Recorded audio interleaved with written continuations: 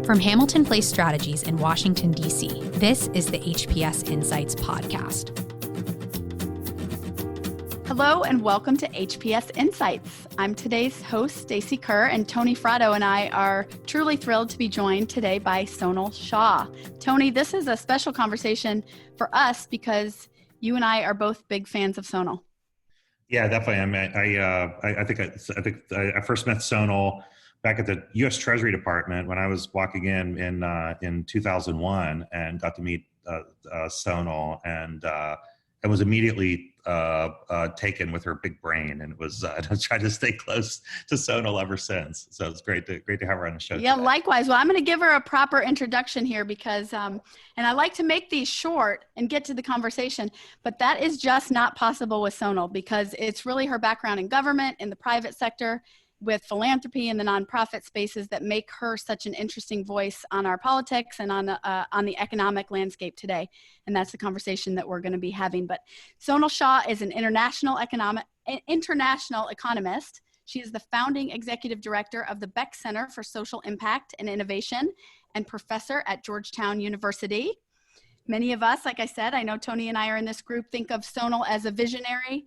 When I want to know what the future will look like, I look to Sonal. And part of what makes her so interesting, like I said, is the perspective she brings from experience inside and outside of government. She served as deputy assistant to the president for President Obama and founded the White House Office of Social Innovation and Civic Participation. She has extensive experience in the public sector, including, like we said, as an international economist at Treasury. Most recently, Sonal was the policy director for the presidential campaign of Pete Buttigieg. Sonal also has extensive private sector experience. She was at Google, where she led technology initiative for civic voice and investing for impact as the head of global development initiatives. At Goldman Sachs, Sonal developed the environmental strategy and ran the initiatives, including investing in clean technologies. She and her siblings created a nonprofit, IndyCorps, to build a new generation of socially conscious global leaders. And IndyCorps really created the service movement in India, inspiring and incubating new social enterprises. She serves on a number of boards: Oxfam America, the UBS Optimist Foundation, the Case Foundation, Nonprofit Finance Fund, Voto Latino, Century Foundation. I told you I could not do this short. But Sonal Shah, welcome to HPS Insights. Stacy and Tony, it's so great to be here with both of you and so much fun. It's always fun to have a conversation because I know that we've had many conversations over the years, and I really look forward to this one. Yeah, it's great to have take our regular conversations and just record them. So yeah, let other people in on them. That's right. Exactly. That's right. But Sonal, so you recently returned. I promise. So Sonal, you recently returned to the Beeck Center at Georgetown as executive director, coming off of the campaign trail, as I mentioned, for Mayor Pete, and also working on the Biden-Sanders Taskforce, which we're going to get into today. But for those who don't know, why don't we start? Tell us about the Beeck Center and what's going on there now. Thank you, Stacy. The Beeck Center was created, I'd say in 2014, so it's now 7 years ago at Georgetown University, with the idea of training the next generation of leaders on social impact as it's evolving. So undergraduates and graduates, teaching them about the issues on social impact. We started off working on, started with finance and how can finance have an impact on people's lives and communities. Think about how do we invest in minorities, how do we invest in racial equity, how do we make sure that finance is looking at impact. We've added to our portfolio, we're adding how do we leverage technology more effectively to serve people in their communities more effectively. And if think about it for today, it's, if you're looking for unemployment insurance, why are the systems breaking down in all these states? Yeah. Why can't we be able to get access online like you would doing your Amazon order to get your unemployment insurance? Why does it take so long? Why can't we do small business financing easily and more effectively with technology? So really looking at how can technology make it easier for people to access the services that they should be getting from the government. It's funny you mentioned the on the finance piece of it. And I would love that was like one of the first directions you went. I remember starting at Treasury back in 2001, and I remember talking to our friend Don Hammond, who was a fiscal assistant secretary of Treasury at the time, and Don said, Tony, like you're doing, can I come talk to you about something? I said, yeah, Don, anything. He said, so he comes in, he said, what do you know about the unbanked?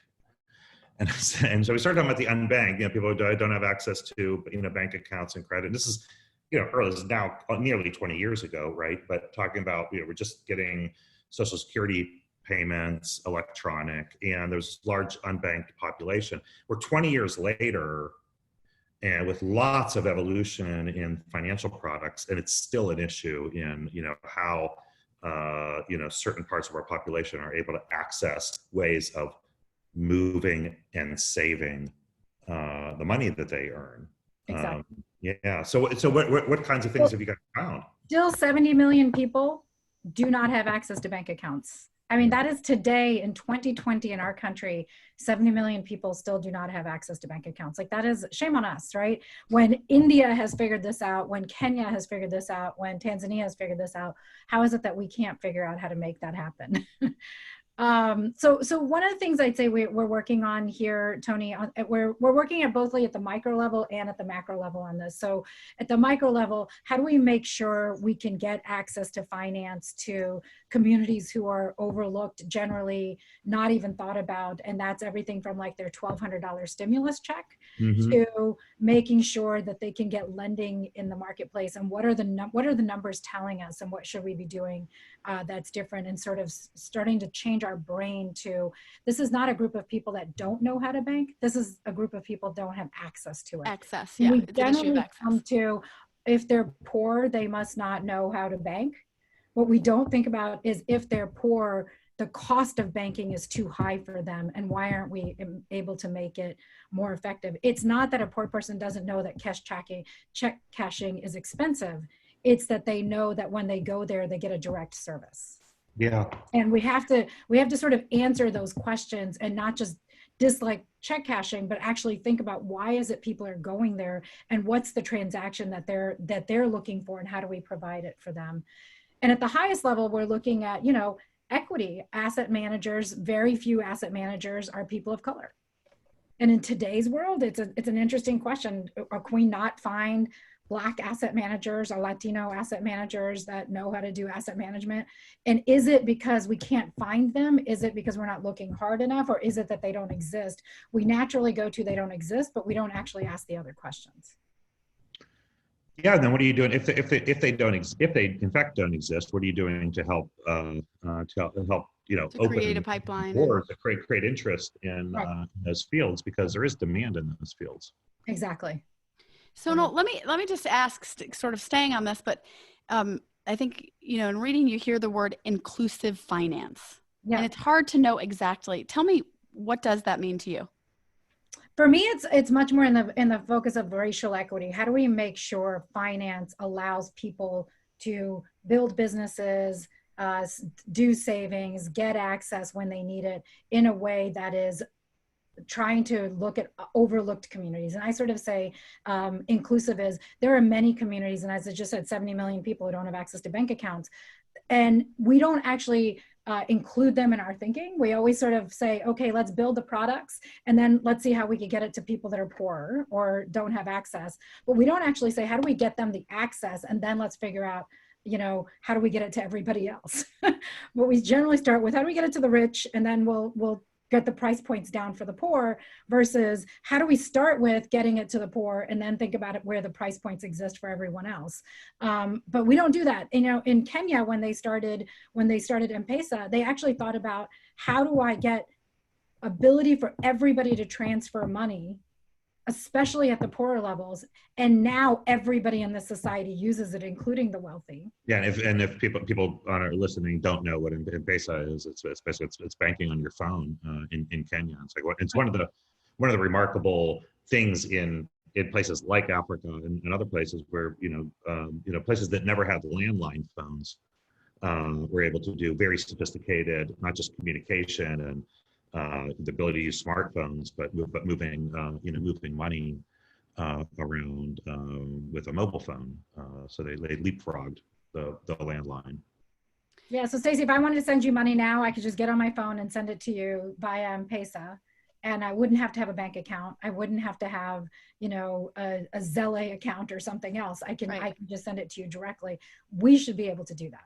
Right. The question I have on this is that we work with a lot of banks, right? So we think well of banks, and I mean for so many people who are living paycheck to paycheck, where the cost of cashing a paycheck is very expensive. Holding cash is very expensive also. But the thing they're doing the most is transactions, right? So the payment process should be relatively easy. The technology is there for it. Why isn't there more? I mean, I understand people are intimidated going into banks. And I remember one of the very first things I learned about the unbanked is a lot of people were coming from countries where you don't trust your banks. Right. And you don't trust your banks, and you don't want to go into them, and there are some cultural differences. But why aren't technology companies who are creating this, who are trying to access, why are they not appealing more to lower income who really need transactions? Yeah, I mean, Tony, I think that's the $1 million question, right? Which is one part, I think, of what you're saying is what we should have in our country and that we don't, is a real-time payment system. That's true. And the fact that I put a check in and it takes 4 days to clear the check in order then for me to get access to my cash is so ridiculous that I can't understand why it is crazy. And our friend Aaron Klein has been on this for some time, and I stand with Aaron on this. It makes absolutely no sense. And it's not, banks have they've got all kinds of things that they have to deal with, know your customer and whatever, but it's really the Fed. And I've got great friends at the Fed, and I tell them this all the time, like, this has to be fixed. This can't go on like this. But we have to get real time on it, because it's a disservice to people. And it would actually reduce a lot of the overdraft fees for the poor if we could just do real-time payments, because for a lot of the poor, it's the fact that you pay overdraft fees because you've waited and they need cash immediately. So again, why not go to check cashing? Because it doesn't cost you if you're comparing an overdraft fee with the check cashing fee, the check cashing is cheaper than the overdraft fee. Right. So we have to, they're making really smart business choices, and we should recognize that. On your second aspect of I do think, what if we did change the incentive structure to say, for those of you that are looking at fintech or other models, start with how to make it cheaper to do transactions for lower income communities, and then we'll invest in the rest of it, instead of tell me what your payment model is first, which you're only going to go to the rich and only the upper middle class who can afford it, and then let's figure out how to get it to the poor. Yeah, well, I know, Sonal, you've built a great team at the Beeck Center, and I hope people, if they're not already following what you're doing, we'll take a look, because it's pretty exciting.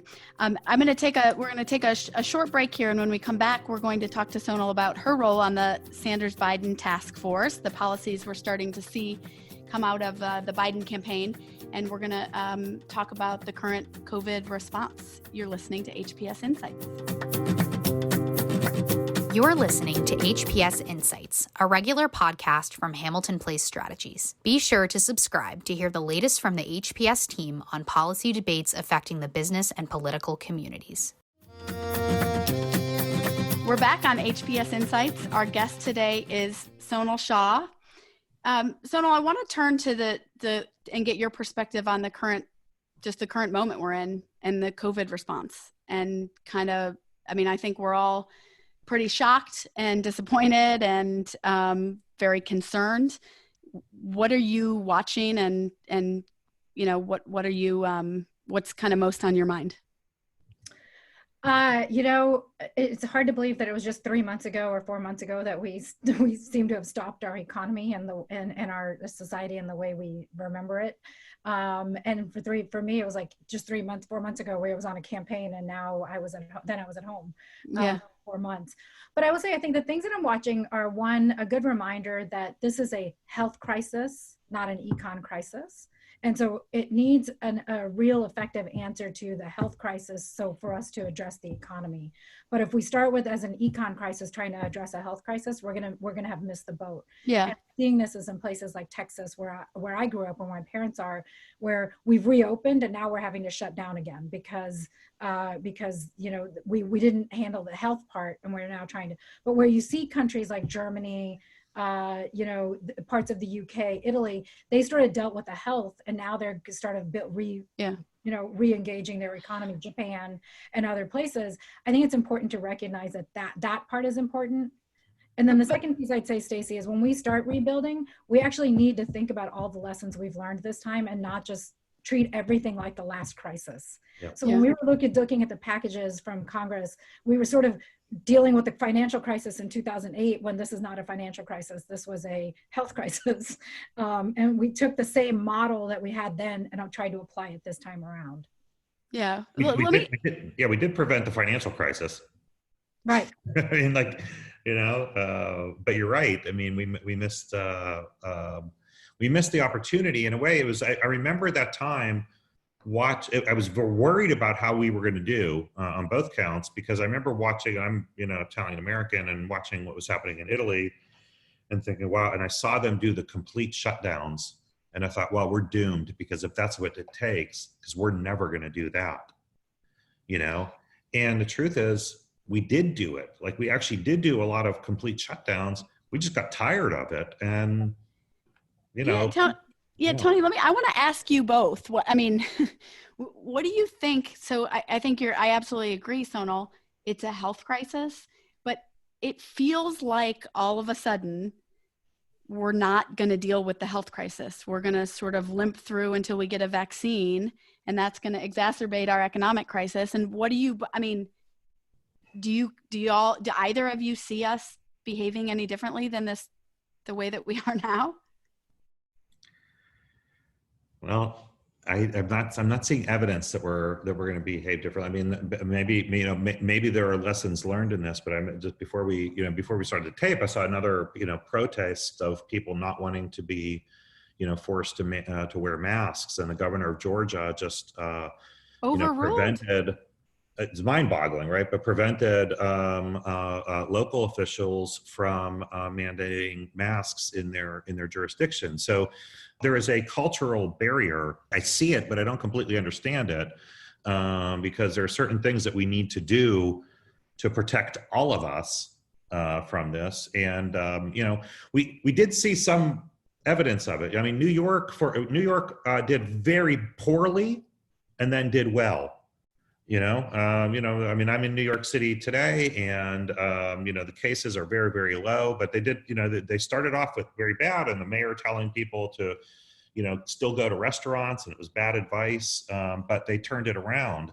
I thought other parts of the country would see that evidence and not make the same mistakes. And instead they went and made the same mistakes. On the other hand, I never thought that, Sonal and I worked at Treasury, and Stacy, you were in the Hill. The idea of just conjuring up trillions of dollars to deal with the economic fallout, that was pretty impressive. And there's still more to do and can use more. But throwing trillions of dollars at the problem has softened the economic blow, even though there's still a lot of damage there. But to answer your question, I just think we are going to be dealing with this for a long time, because we're not willing to do a full and complete shutdown across the country. And we didn't do it when we had that opportunity to do it in the spring. Yeah. It's sort of shocking to me that we spent this much money and we can't do testing on a real-time basis. Yeah. And that we can't. And it's getting worse. I mean, the length of, now it's 10 days to wait for the results of a test. And in the meantime, you infect everyone along the way because you're waiting for your test for 10 days. I mean, it's just hard to believe that, again, you're economically the number one country in the world, and we can't do real-time testing, and we can't give people enough information, especially our essential workers, who are the ones that are on the front lines, that we can't seem to do that. It's just shocking to me that we're probably going to limp along. You're right, but it seems odd that we didn't make that a priority. And secondly, that we made masks a political issue when it's just a simple thing. Wear a mask. This is not rocket science. You know, if you don't want to do it in your home, don't do it. But at least when you're outside, wear a mask. Like this. I say there's never has there been such a complex problem that could be everybody could get some of what they want with one simple solution: wear a mask. And what's fascinating is in today's, you know, Wall Street Journal has this, is that Walmart and Kroger are going to mandate masks for all of their customers. So here you have the corporate sector sort of taking leadership, and the state like Georgia, the governor sort of stepping away from leadership. Yeah. And is that, I mean, is it too soon for us to talk about, are there silver linings? I mean, we are seeing things like that, Sonal, you know, corporate leadership that is coming out that is sort of a bright spot in this.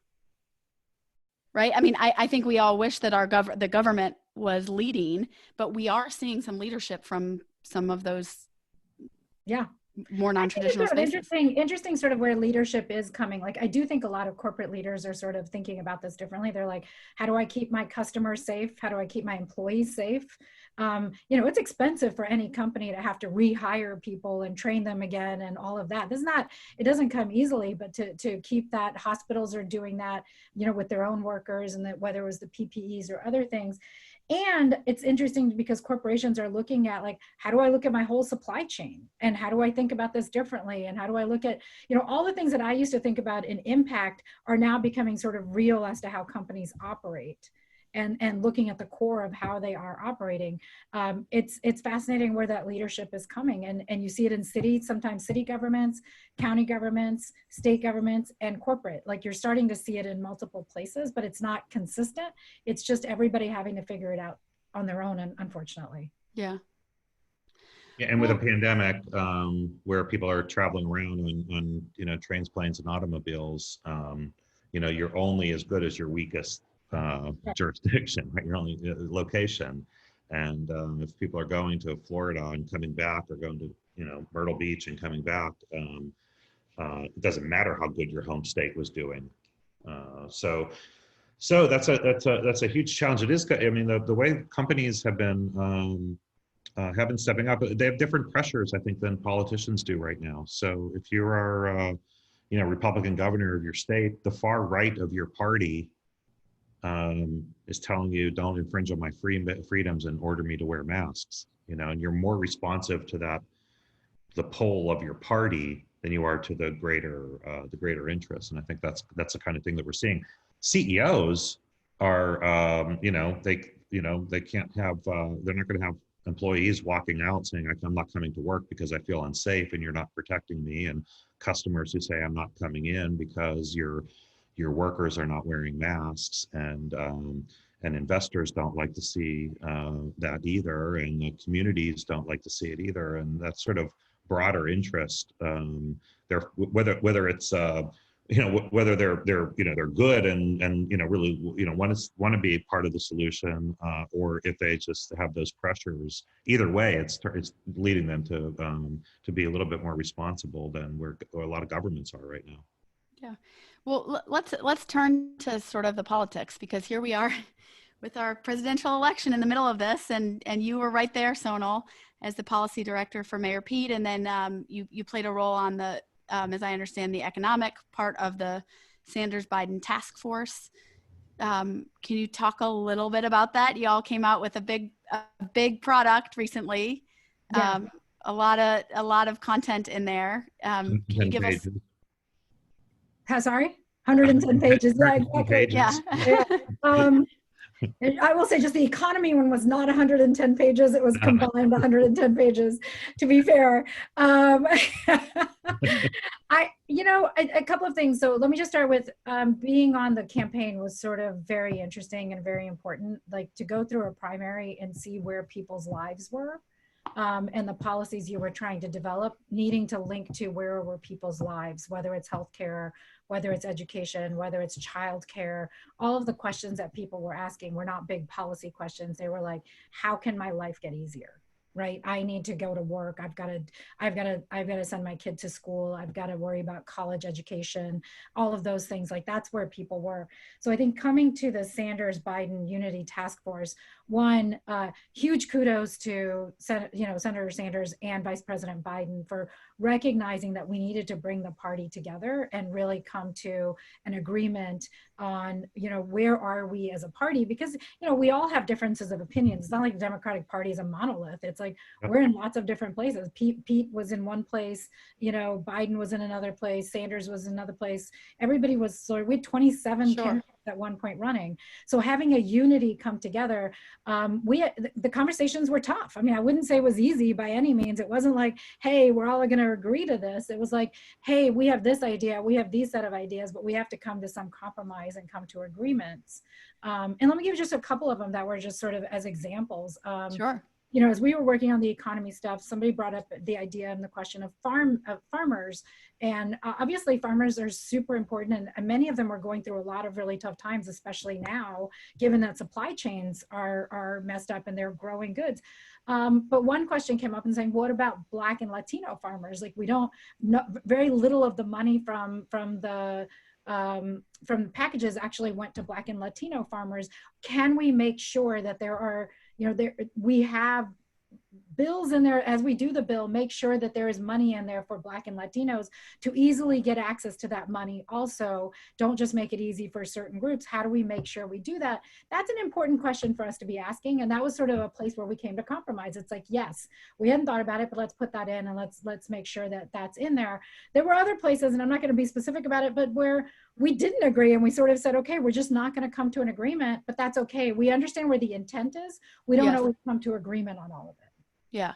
I thought it was remarkable, actually. I mean, whether whatever people's views on where you came out on, I don't recall any sort of a pre-convention kind of effort like this, and I thought it was really interesting ahead of the delegates, but really good work too. So I mean, I thought it was trying to get people together on a whole range of complex issues is one thing I thought was enjoyed working with them. Look, you learn something every time you're with somebody else, right? You're like, oh, never thought about it from that perspective. So it was actually for me, it pushed my limits, but also to learn a little bit more than I had spent time on issues that I hadn't spent time on, like the farmer issue I just told you about. Yeah, I thought it was strategically interesting to put that out just before the Biden campaign came out with, starting to roll out their economic policies. I actually thought that was a compliment to the work and the content of the work. And it was probably, the most substance we've started to see as those of us who are watching for what an agenda might look like and what issues could be coming down the pike in a Biden administration. So that timing was I thought pretty interesting. Yeah. No, it was, and of course it informed what the Biden team was thinking, but I think it was helpful to have sort of where the conversation was and to hear where we had disagreements and, what were the issues that we were disagreeing about. Yeah. Yeah. Sonal, and Tony, both of you, what's your take of, how the economic policies are going to be impacted by the current moment that we're in? What's that going to mean for the conversation we're going to have about the economy in the fall? Is it going to be all COVID and economic recovery related? How much appetite do you think people have for being able to really think about the differences, the policy differences between these candidates?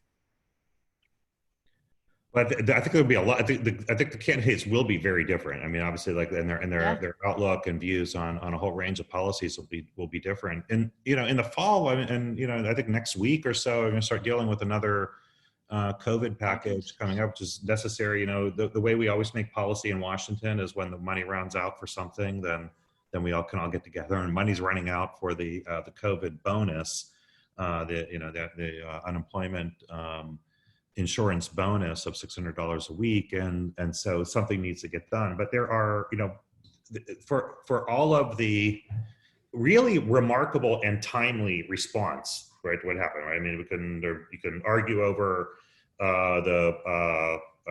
certain pieces of what was done, but I think it's hard to not be impressed of the sheer amount of money and some innovation and creativity that went into things like PPP. New things were tried.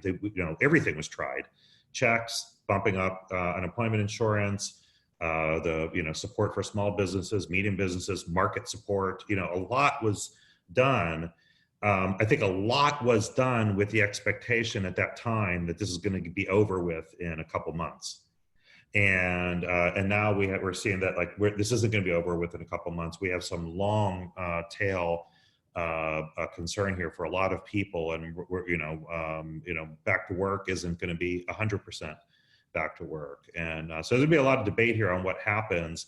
And then the next administration is going to have to deal with some of this and the fallout from it as well. And so I think the next year, from here to the next year of economic policy making, is going to be really complex. Absolutely. Yeah, I want to agree with that. I think it's going to be everything from COVID and just, whether it's everything from doing vaccines to managing the economic crisis that comes out of the health crisis, to how do we rebuild our economy in a way that, as you saw with Vice President Biden's package on manufacturing, one of the things that we learned is when everything's based on international, should you have some domestic manufacturing so you're not depending on things coming from all of your masks coming from one place, but that you might have the capacity to do essential work here in the US too. And you see some of the companies have been doing that. I think this is it's going to require all of us to think creatively and differently, and not just go back to as usual, because there is no as usual from this. Mm-hmm. There's no like, hey, let's just go back to 2016 or 2015 or 2014. Like, the world has just dramatically changed. Yes. And we have to get ready for that. It has in huge ways. And even, people have talked about this crisis as an accelerant for certain kinds of things, right? It's accelerated the decline in, brick and mortar retail, retail stores, right? We see like the sweeping bankruptcies of, J. Crew and Brooks Brothers, and Macy's avoided it, but, is damaged, and, others. Yeah. So, okay. We kind of knew that was coming. Things are moving more online. Deliveries, delivery of things, where people are much more welcome of delivery. Streaming, because you can't go see movies. A lot more people are streaming in ways that they haven't done before. We also accelerated some really, damaging things like, we had hoped that we were on the path to, dealing with the problem of income inequality. We know for certain income inequality coming out of this is going to be worse than it was before. There's absolutely no question about it. So if you thought it was a problem before, that problem, we accelerated the problem we're going to have with income inequality and all the consequences that go with it. So how do you deal with that, and the planning for it, and what that means is going to add to, these are hard problems to deal with, and then but dealing with things that impact people is even more challenging. Yeah, and I think on some of these points, Tony, you mentioned delivery. Is that market getting bigger? Is that better? I mean, we also are, we're having our people who are delivering things without paid sick leave, and, questions about how their compensation works. So I think, those parts have to be a part, those elements have to be a part of that conversation as some of these industries get more rapid in their growth, and, as the expansion happens. So Stacy, I might add to that and say, I think, so that's sort of the thing of like, we can't go back to the way we were, is that we have to, like, if gig workers are going to become a part of the economy, then we should be thinking about them as like, what do they need, as opposed to how do I make sure they get it through this method or that method? Should we be thinking about portable benefits differently? Should we be thinking about, like, should we be accelerating other conversations on the policy side that we've sort of been slow rolling because we're like, it's only X percentage of the population that's gig and not that percentage. But, if that's where the world is going, then let's make sure we have the supports ready for them in a different way than it might have been through an employer-based model. But we need to have those conversations, and it can't just be, but this is the base we know, so let's just start there. Yeah. Yeah, we've been trapped. We were trapped in that, and have been trapped in like employer-based healthcare, right, for all this time. And not that it's not natural, but in some ways, it's actually fine to have employer-based healthcare. But you can't have one. We don't have a one-way. We can't have a one-way system anymore. It's there are too many people who just fall through that system, and it's not equitable, and it's not beneficial to all of us. Let me just jump in. We're going to take another short break, and continue our conversation on the economy with Sonal Shah. You're listening to HPS Insights.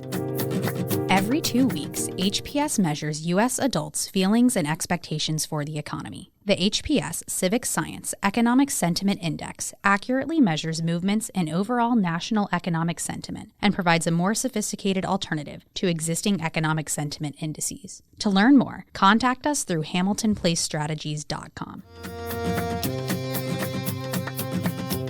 We're back on HPS Insights with our guest today, Sonal Shah.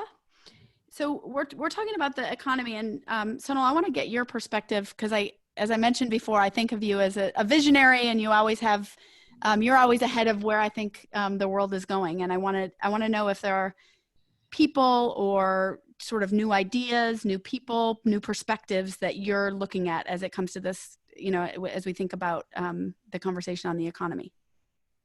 Yeah, I mean, it's interesting. I grew up as a traditional economist. I was at Treasury, and then sort of been sitting in this innovation space.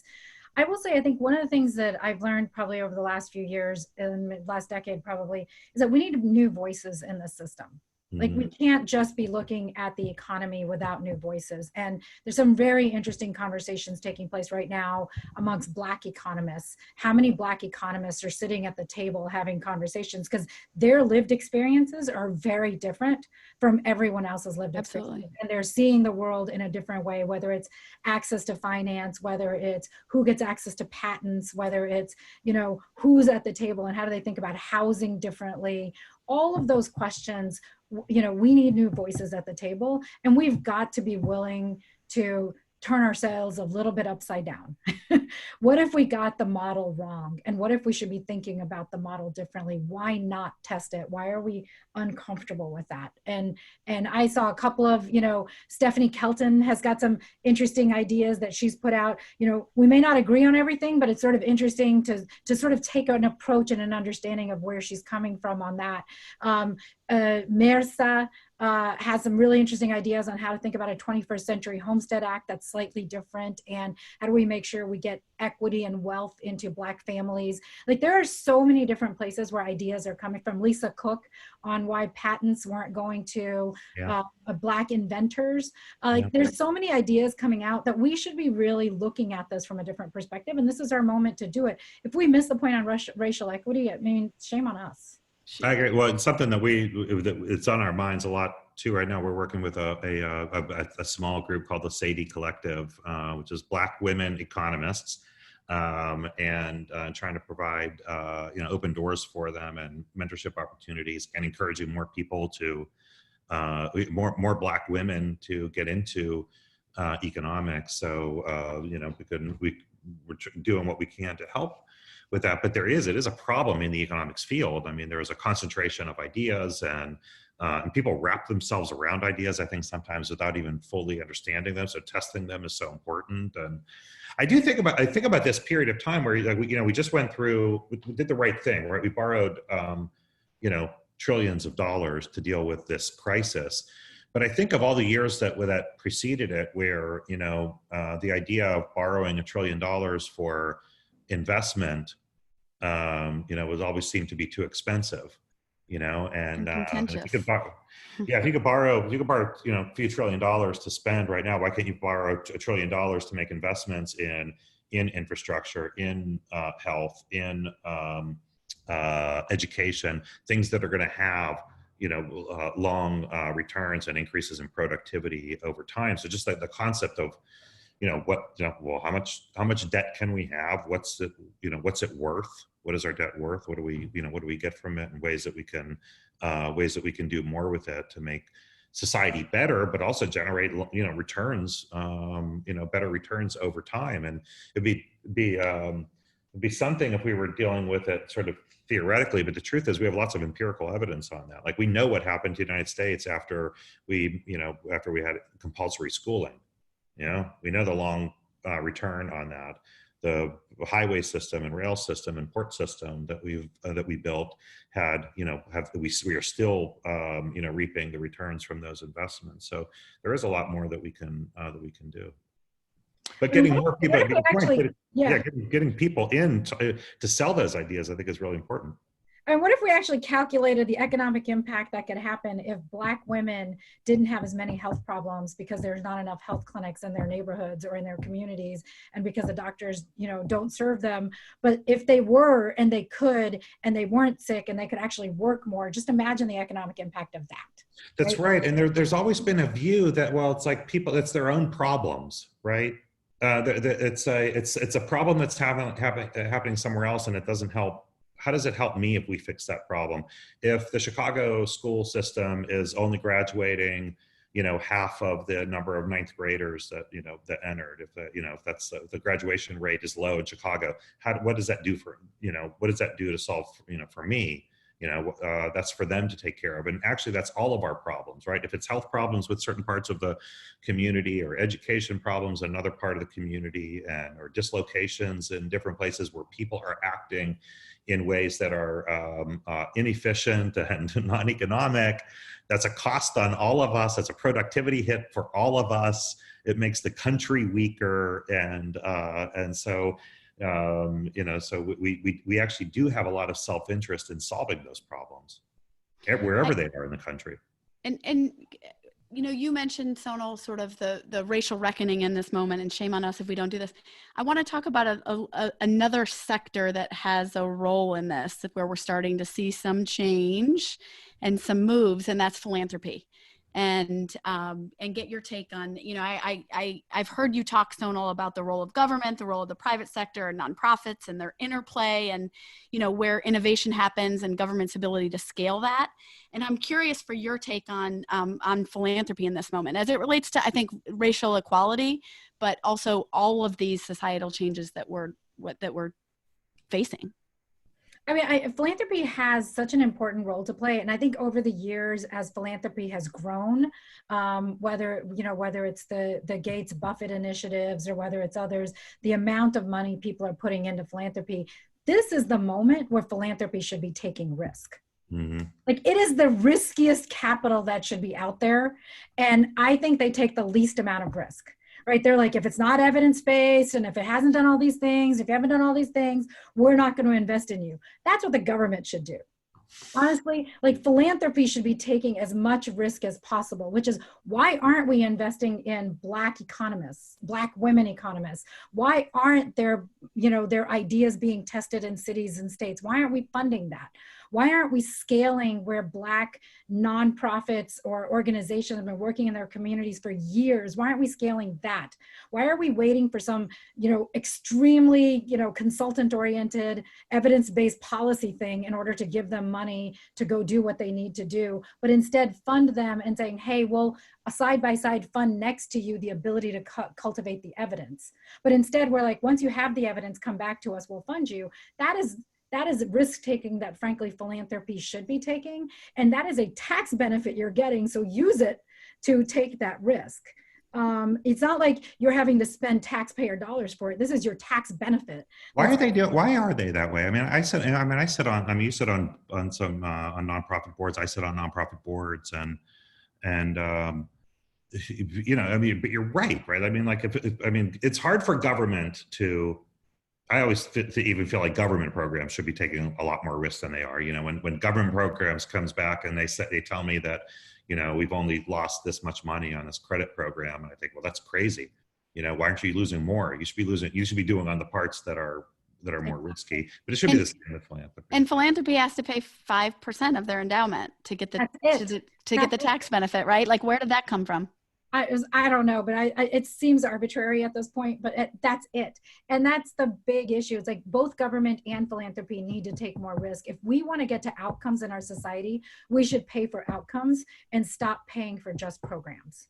Well, this program might lead to this. But if we want to see more Black entrepreneurs, then pay for the outcome. Don't pay for the exact program and only this program and only that program. Let's take some risks and show that we can do that. If we want to improve service delivery in rural areas for health, then let's pay for that. Let's not spend our time thinking about which program do we like and which one we don't like. Pay for the outcome. And that is such a shame on us that we're not taking that risk, both as a country, but government with philanthropy should be taking a lot more risk. And I'm very critical of this because I just think we're not taking enough risk in this country. And we're too busy like looking at the 1/10 of one program in one city and one community that might scale to 2 cities and 5 communities when we should be betting on 5,000 programs. What are they afraid of? We might get it right. Yeah. Do you think it'll change? Do you think it'll change? What do you think of Darren Walker? And credit to Darren Walker and Ford and others sort of taking this risk of issuing long-term bonds for investing. But again, I would push them even further in saying, are you asking your portfolios to take more risk? Are you thinking about, and not spreading it across a million things, but even if you're just doing criminal justice, take more risk in criminal justice. Don't just go for the programs that go for the things that might seem random and out of the box, and allow that idea to be tested, because we don't know. And then if it works, double down on it. Don't say, hey, we did our 5 years worth of funding, let me move on to the next thing. No company works that way. Right? If you see something working, you double down on it. Whereas in philanthropy and even sometimes government, we're sort of like, okay, we did our piece, like move on, somebody else will pay for it going forward. It's like, okay, who's going to pay for society if not the government and if not philanthropy? It's not. In the case of philanthropy, though, so we saw Bill Gates step up, for example, right, to finance vaccine production, whatever vaccines are developed, when they're ready to be produced in mass quantities. He had the foresight to say, we can't have that bottleneck. We need to go out and create capacity to produce the amount of vaccines that we're going to need. Is that a job for Bill Gates to do just because he has the money, or should that have been government? I mean, even if he's doing it, we should learn from the model that he created to build out the vaccine, and saying, what should government do that can operate as nimbly as he did in getting that vaccine done? Maybe that's the question we should be asking ourselves. Is government even today nimble enough to deal with tomorrow's problems? And maybe the problem is we get stuck in our rules and not the nimbleness of, hey, COVID is new. This is not something we've had to deal with. Yeah, Ebola was somewhere else, and we let that be the Africa problem or the Asia problem with SARS. But this is something that we should be able to do. Maybe that's a thing we should be asking ourselves. And maybe it's not about that. But the other thing we should be working with Bill Gates on is like, okay, if you build the vaccine, how are we going to get it out to everybody? How are we going to do it equitably, and how are we going to, who's going to get it first? Every PP, we should give it to every essential worker first. The vaccine should go to the essential workers first, no matter what. Like, it should not. It's a no-brainer, right? I mean, right? I mean, we all told these people, we're very sorry. We gave, where we could tip, we tipped extra, because they're essential, and they're gonna, whether it's restaurants or whatever it was, where we called them essential, and they risked themselves and their families to provide those services for us. It's the only ethical way of distribution, isn't it? And if we're not thinking about that, again, shame on us. Like, this is a place where we should be like, every essential worker should line up. We're going to give you the vaccine for free, because you've been risking way more than we have. If you were a business, you would say highest risk, highest reward. They are the highest risk. They've taken the highest risk for the rest of us. Whether you're a bus driver, whether you're a trash collector, whether you're cleaning up in the hospitals after after a COVID patient leaves, not just the doctors and nurses, but also those that have to clean up. We should be Kroger. If you're working at Walmart, we should be giving them the vaccine first, and not worrying about whether we can get the payment model right or whatever hell we do. So what do you two think? I mean, you both worked in multiple administrations. If you were administering this vaccine, what is it that they need to be thinking of right now? How do you make sure it's equitable? How do you make sure it's the essential workers that get it first? I would give money to the states and counties and public health agencies and saying, here's the vaccine, we'll ship it out to you, make sure every essential worker gets it, because they are the closest to the problem. They're the ones that are going to be able to get it to their residents more effectively, and let them go do it. Like, we shouldn't be in the middle of that, because frankly, the states and counties have been leading. Let's give them the power to go do what they need to do, and the mayors the power to do what we need to do. But we should be shipping out those vaccines as the federal government to every community in this country and making sure their essential workers are getting it. I think Sonal's absolutely right, and in fact, I also don't think there's another way to do it besides that. I think that's actually the federal government can't actually do it. So it's going to have to be states and localities, and it should be with the condition that Sonal put on it, which is that this needs to go to essential workers first, period. The problem we're going to have, though, is that we keep talking about a vaccine, and we're going to have vaccines plural. We're going to see development of multiple vaccines, some that will be more or less effective than others, and they will evolutionarily get more effective and be approved upon as we go. And so it is a really challenging problem, right? It's like who gets it first, how do you distribute it, and what happens as the vaccine improves and evolves. It's going to be a real headache for. I'm not going to be in government. I mean, maybe you'll be in government, Sonal. Maybe you'll be dealing with it. But this is a place where the government can actually facilitate. It can. Conversations between state, local, and the private sector, and saying, how are we going to do this? Like, that is the role of government. It should be sitting in the middle of that conversation. It is. Sure, it is absolutely their role. Yeah. Well, let's hope it happens more successfully than it did with getting PPE out, and hope our brighter days are ahead of us. I want to end with this. Before we let you go, Sonal, I want to end with, in the context of moving forward, what's the one thing that you're watching? What should people be watching for how we move forward? I think we should be thinking about innovation at the beginning, not at the end. So we shouldn't just be thinking about, how do I innovate once I've done it? We should have 3 types of innovation. One is invention, new ideas that we need. Innovation and process. How do we make changes in the way we operate to be more effective, more outcomes oriented? And how do we finance differently? That would be my perspective. The final thing I will say is, for every young person out there, I hope at some point in their life they will go do public service, whether it's in city government, in county government, in serving on a school board. But this is your time to show how the world's going to work differently, because don't count on the rest of us fuddy-duddies. We're too old, and we got our own mindset on things, but it's going to take every young person out there to change the way that we operate. You heard it here. You heard it here. Thank you so much, Sonal. It's always a pleasure to be with you, even virtually here. We learned so much from you, and I'm thrilled to have you have joined us here on HPS Insights. Thank you, Stacy.